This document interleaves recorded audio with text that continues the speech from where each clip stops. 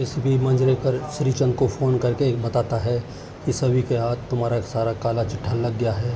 उसने सब भक्ति को भेज दिया है और भक्ति उसे लेके कमिश्नर के पास गई है।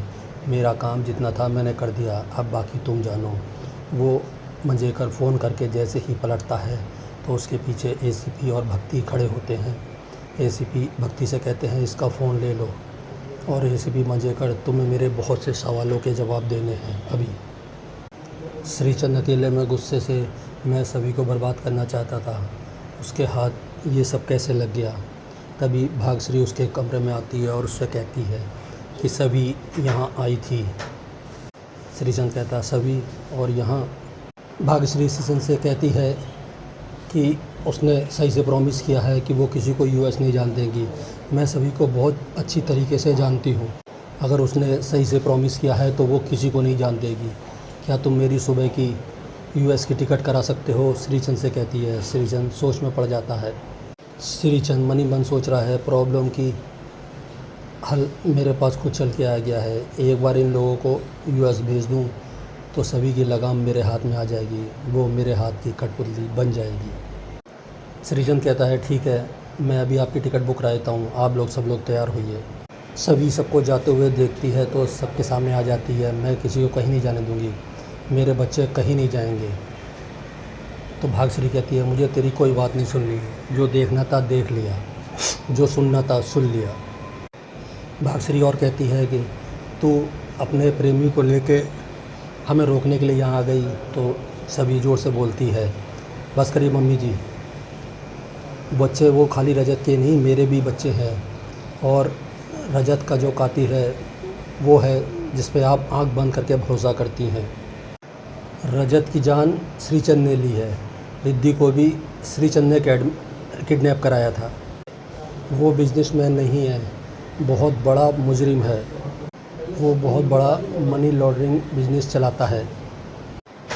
रजत जब बैंकरप्ट हुए थे तब श्रीचंद ने रजत को फंसा लिया था, और नील की वाइफ तेजस्विनी को भी श्रीचंद ने फंसा लिया था, और रिद्धि को किडनैप करके मुझसे भी घटिया काम करवाया।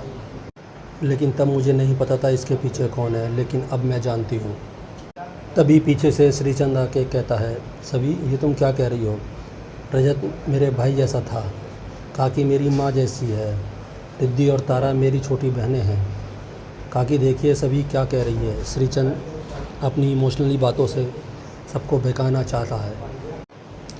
तभी श्रीचंद कहता है मैं क्यों और सही की कसम खा के कहता हूँ कि मैंने कुछ नहीं किया। तभी सभी उसका कॉलर पकड़ लेती है और उससे कहती है मेरे बच्चों का अपनी गंदी ज़बान से नाम भी मत लेना, और श्रीचंद को धक्का दे देती है।